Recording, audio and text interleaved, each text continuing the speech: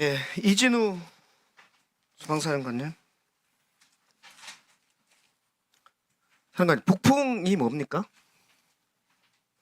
북풍 공작이라는 게 뭡니까? 북한 도발을 유도한다는 건가요? 저도 그런 의미로 일단 알고 있습니다. 그런 거죠? 네. 공소장에 보면 이진우는 11월 9일 국방부 장관 2층 공간에서 식당에서 윤석열, 김용현, 여인영, 곽종관계 식사하면서 비상계엄 선포 시 부대 운영에 관하여 논의한 이후부터 예하 부대 지휘관들에게 북한의 도발 가능성이 매우 크다. 준비 태세 강화를 지속적으로 지시하였다라고 돼 있는데 맞습니까? 언제부터라고 되어 있습니까? 11월 9일경. 그건 제가 좀 설명드리겠습니다. 사실로만 다른 사람 많이 물어야 되니까 예, 사실 당연히 했고 11월 3일 날 그렇게 말했죠. 북한의 그 고고도 미사일 그렇게 말했죠. 그것만이 아니라 아니 됐어요. 저는 그것만 확인하고 싶어요. 근데 배경이 더 중요하지 왜 자꾸 그 11월 9일발 얘기하시는 그러면 이 자리에 오세요. 네? 저는 이진우 수방사령관한테 묻고 싶은 게 이 네. 공소장에 있는 내용이 사실이라고만 묻고 싶은 거예요. 근데 그 얘기를 해도 다 그 공소장에 빠져 있어서 설명을 그것은 드리는 겁니다. 공소장에다 하세요. 그리고 우리 곽종근 우리 합참 차장님 그러실까? 10월 30일 날 제가 자, 합참에다 보고하고 하죠. 이진우 사령관. 그거 주세요. 이진우 사령관. 얘가 뭐야, 이거? 태도가 뭡니까, 지금? 뭐 하는 거예요 지금? 예? 왜? 장난합니까 지금? 오늘 그렇게 이게 얼마나 무거운 자리라는 걸 하면서도 끝까지 이렇게 감정을 주체를 못해요? 죄송합니다. 지금 의원들이 문제가 아니고 국민들의 이번 사태에 대해서 엄중함을 깨우치고 신중하게 하라고 그렇게 이야기했는데 또 끝까지 그럽니까? 이건 의원들한테 하는 행동이 아니고 국민들한테 그 행동을 보이는 거 아닙니까? 들어가세요. 네. 네.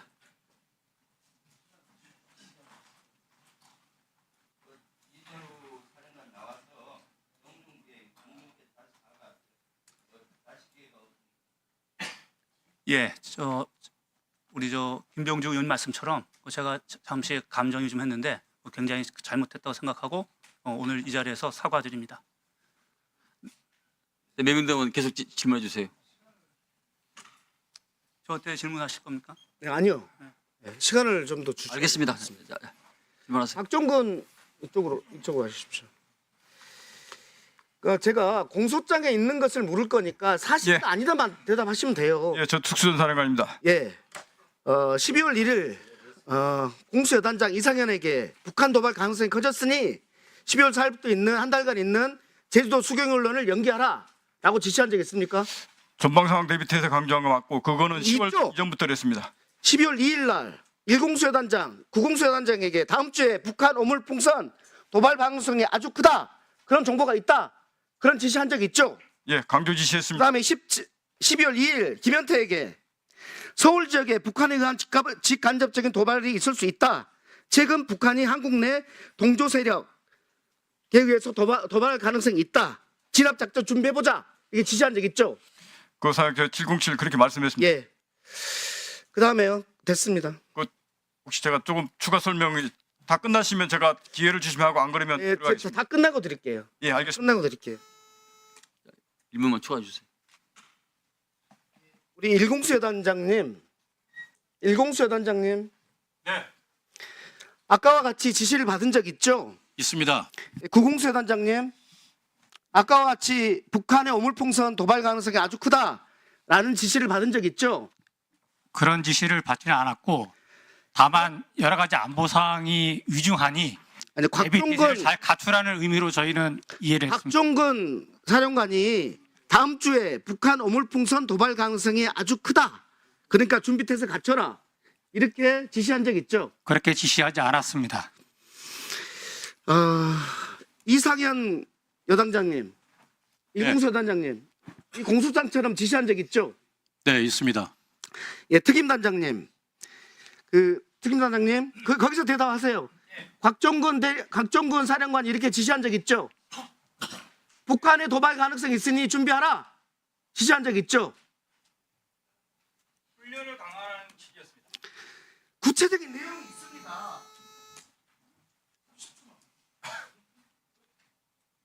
네. 네, 예. 공소장의 내용을 확인만 한 겁니다, 지금. 그래서 이 여단장님과 특임 단장님은 이러한 지시를 받고 북한의 도발 가능성이 있으니 준비하라는 그 지시를 받은 겁니다. 계엄과 관련해서 직접 받은 게 아니고. 그러면 그 부대원들한테 어떻게 설명했겠습니까? 북한의 도발 가능성이 있다고 설명했겠죠? 그렇게 했겠죠? 박정우 사령관님. 아, 예. 예. 이분들은 또 부대원들한테 그렇게 했겠죠? 그죠? 그러면 부대원들은 북한의 간첩이 오는갑다. 우리가 출동하는 게 북한 간첩 잡으러 가나 보다. 이렇게 생각하고 가서 열심히 총도 쏘고 열심히 할 겁니다. 이게 언제 그랬는지 압니까? 5.18 때 그랬습니다. 5.18에 계엄군으로 출동한 사람들이 다 북한 간첩 잡는다고 생각하고 한 겁니다. 북풍을 부인한다는데 북한 도발을 근거로 삼아서 부대원들을 속인 거 아닙니까? 그렇지 않습니다. 그 말씀 마치시면 저 기회를 주시면 설명을 드리겠습니다. 북한 도발에 관련된 게 없다고 그랬잖아요. 북한에서는. 11월 3일 날 있었습니다. 말씀을 좀 드려도 되겠습니까? 간단히 간단하게 말씀드리겠습니다. 북한 오물풍선 쓰레기 상황과 관련돼서 대비태세 강조 지시한 거 분명히 제가 그렇게 지시했습니다. 그것은 시기가 뭐 11월, 뭐 12월 이때가 아니고 10월 그 이전부터 그 관련된 내용들을 계속 제가 그 대비태세 강조하라고 지시를 분명히 했었고 그거에 대한 훈련도 해왔습니다.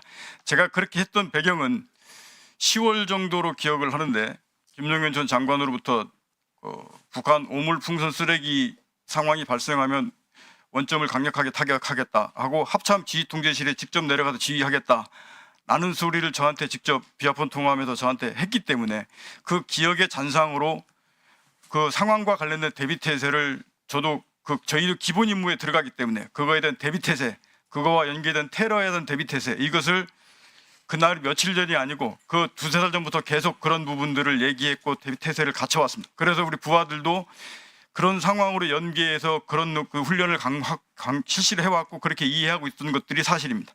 부하들을 자. 계엄으로 설득한 게 아니라 북한 도발로 설득한 거잖아요. 그렇습니다. 부하들은 정확하게 그 부분만 위원장님 딱 아까 말씀드렸듯이 20초만 추가 설명을 좀 드려도 되겠습니까? 예. 앞서서 말씀을 드렸지만 분명히 12월 1일 날 김용현 전 장관이 비상계엄 시에 확보해야 될 6개의 시설에 대해서 확보 및 경계 임무를 저한테 얘기를 했습니다.